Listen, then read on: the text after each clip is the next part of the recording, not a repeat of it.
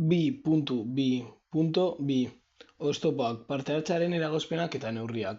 Oztopoak egonda pertsona batzuek ezin dute eguneroko jardueretan parte hartu, modu berdinean. Horregatik, oztopo horiek identifikatu eta neurri egokiak hartu behar dira, parte hartzea eta irisgarritasuna bermatzen. 2.2.2.1 Oztopoa. Ordax, N. 2025ko 11.4. Argazkia, igogailuen falta, Uribarriko geltokia. Uribarriko metro geltokiko irteera batean igogailurik ez egotea oztopo arkitektonikoa da. Fisikoak mugikortasuna urriko pertsonen joan etorria eragiten diolako. Horrek bidea luzatu eta neketsuago bihurtzen du, eta eguneroko mugimendua baldintzatzen du. Hori dela eta zeharkako diskriminazioa dela esan dezakegu. Egoera hobetzeko laguntza arkitektonika beharko litzateke, igogailua edo arranpa mekanikoa jartzea, espazioa irisgarritasuna bihurtzeko. Horrez gain, laguntza komunikazioa ere erabiltzen erabilgarria izan liteke. Hala nola, zenaren argiak jartzea irteera irisgarriten adierazteko. Neurri hauek doiketa arrazoizkoak dira. Kostu bat izan arren eskubideak eta erabilera berdintasuna bermatzen dutelako. Neurriarek irisgarritasuna, inklusioa eta autonomia pertsonal sustatzen dituzte. Pertsona guztiek metroa inoren laguntzarik gabe eta segurtasunez ibiltzeko aukera izatea bermatuz. Horrela, mugikortasuna urriko pertsonek eguneroko jardueretan parte hartze aktiboa mantendu dezaten. Azkenik, hausnarketa gisa espazio publikoei guztiontzat pentsatutak izan behar direla. Nabarmendu behar da, azken finean ez da pertsona espaziora egokitu behar, baizik eta espazioa pertsona egokitu berdintasuna eta duintasuna bermatzeko. 2.2.2.3 Oztopoa. Google Maps ateratako argazkia. Baiastra A. Aparkalekua bat argazkia. Avenida Miranda 14, San Vicente de Barakaldo, Bizkaian. Beste bi argazki. Baiastra handeka 9/11/2025. Aparkalekua 2. Argazkia. Leku berdinean. Baiastra handeka. Aparkalekua 3. Argazkia. 16 calle de Norberto Acebat, Barakaldo.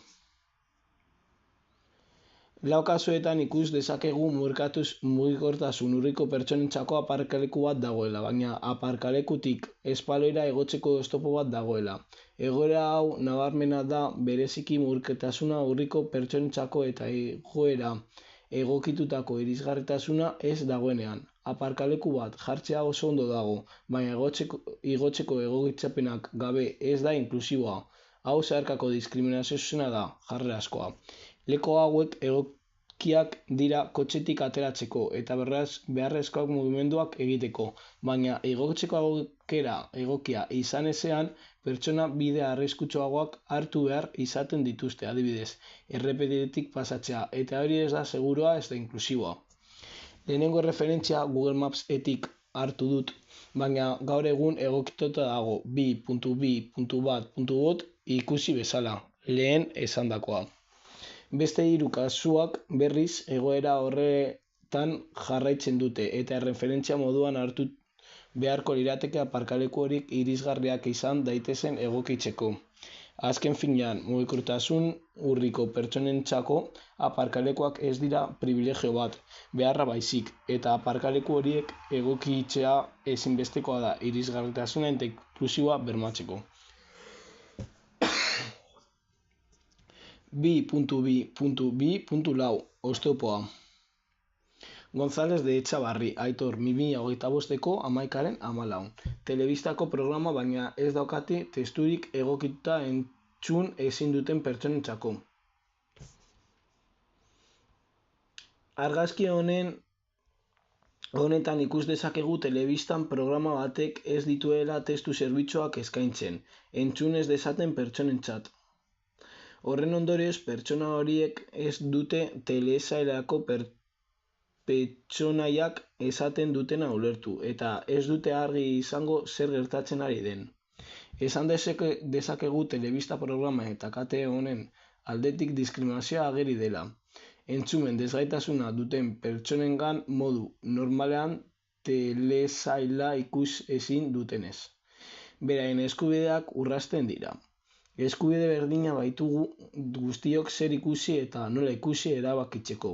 Horrela, hemen zuzeneko diskriminazioa gertatzen ari dela ikusi daiteke. Parte hartzea oztopotuta baitago. Oztopari dagokionez komunikazio oztopo bat dago. Entzun ezin duten pertsonak ezin dutelako ulertu pertsonaiak zer esaten duten, eta horregatik ezin dute telebista jarraitu. Egoera hobetzeko komunikazio laguntza eskaintzen gomendatzen da. Telesailean pertsonaiek esaten dutena testu bidez agertzea.